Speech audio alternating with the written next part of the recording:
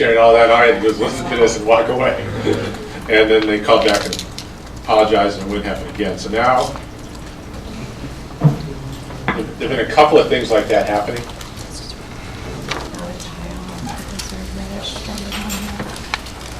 So let me get a leg up. You will work for these things if you want to get out. The man at the door is a tax man. Okay, and that's the function of taxes. And Stephanie, do I have the password? Do you need to plug into the? Yeah. Okay. You earn buckaroos is you can do public service, community service at some of the local institutions, whether it's the hospital or the police department or helping out locally. And they pay $1 per hour. Okay, and they paid $1,000 for taxes. The school ran a deficit. They spent $1,100, but they only collected $1,000. Did that affect their credit rating with the rating agencies or anything? Of course not. Okay. Yes, that's what it was being fighting against. Yep. So just to quickly with these buckaroos, so they spent $1,100, they only collected $1,000. They ran a deficit. That's savings of financial assets to the penny. Going on for years that way. The other interesting thing is back then when students bought and sold them from each other, they were about $5 a piece. The price of student labor in dollars has changed and in euros has changed. And this particular buckaroo outperformed the S&P 500 over that period of time. And of course to teach national income accounting and how currency works to the students. Okay. I think that each nation should just take care of its own banks. Well, let's put it this way. I think the United States should take care of its own banks and doesn't need to have anything to do with foreign bank regulation or taxation. Okay, and it just needs to have its own, it can have its own independent banking laws. If the rest of the world wants to coordinate, that's fine, but I don't think it's to their advantage either. I think it's to every nation's advantage to have national banking rules and regulations and whatnot, and not to coordinate this thing. I think the reason the coordination that we're seeing worldwide is just because of an error in understanding of what banking is and how it works and what the public purpose is. The answer is, and I think it's the only answer, and it's a good answer, and that is that the European Central Bank should make a distribution to the member nations on a per capita basis. So they would start with a number, maybe it's €1 trillion, maybe it's €2 trillion, and they would make payments to the individual national banks on a per capita basis, and announce also that this would be an annual payment. So they would get these euros every year. So that would have the immediate effect of turning them back into credit-worthy entities so they could finance themselves. It would also give them a far more better lever for control over fiscal policies for all the members, because they could then have their stability and growth pact where they want it. And then the penalty for non-compliance would be withholding of the payment, which is a workable thing that can be done. Right now, the penalty is fining the country. Well, fining it's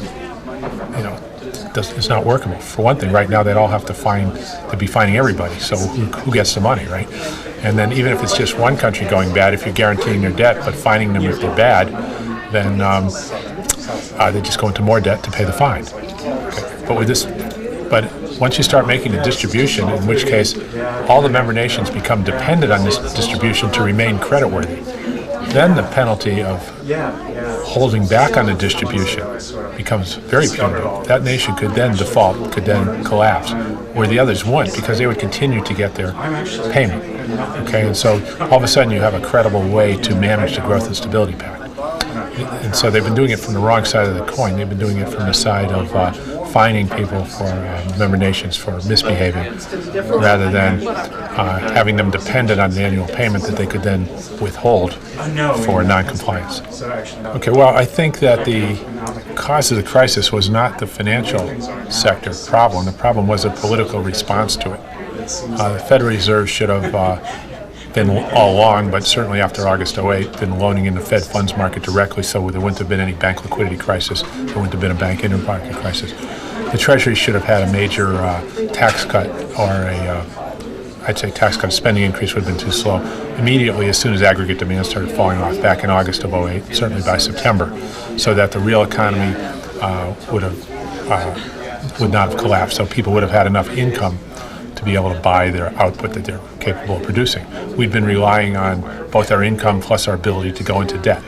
Once our ability to go into debt domestically to buy our output was challenged, let's say, and that no longer became an avenue for supporting car sales and home sales and everything else. It's a very simple matter to then have the government stop taking money away from us in the form of taxes so that our incomes would be sufficient to make the purchases.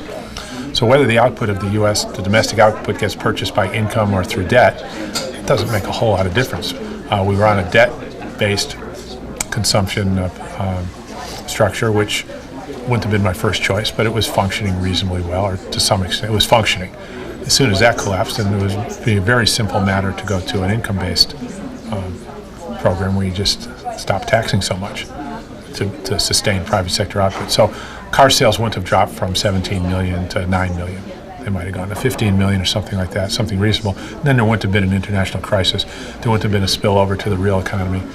And Wall Street would have worked out its own problems. Some of the firms would have gone bankrupt, banks would have recapitalized, but it wouldn't have affected the real economies. Because there's no reason to allow the financial sector to spill over into the real economy. That was just a blunder, a policy blunder, a mistake. And I trace it to not having a fundamental understanding of monetary operations, not having a fundamental understanding of banking.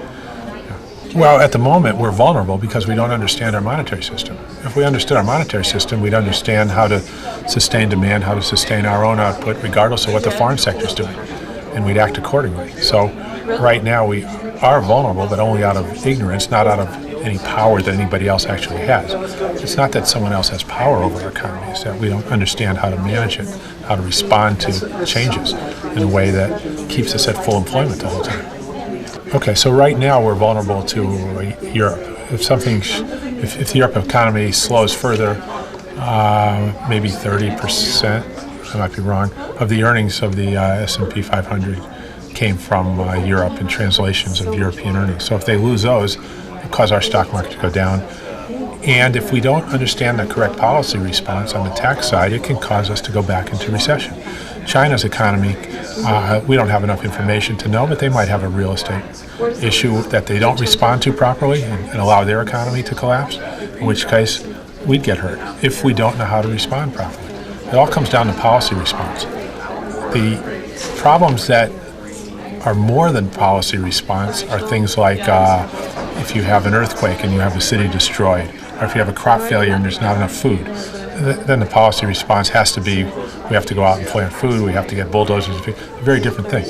The financial crises are just spreadsheet crises, they're balance sheet crises. And the Federal Reserve can adjust for those, the Treasury can adjust, the U.S. government can adjust for those through the Treasury and the Federal Reserve by making the correct entries on its spreadsheet that we call the monetary system.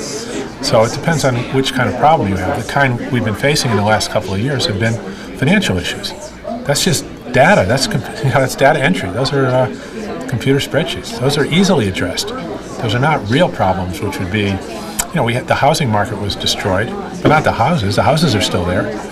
Okay, so the problem is not that we need hammers and nails and houses and labor. The problem is we need to get the right entries in the spreadsheet so people can move back into their houses. So right now, I don't see any of the real problems that would require anything more than monetary adjustments. And so that's the good news. The bad news is we don't understand that, and we let the monetary problems spill over into the real economy.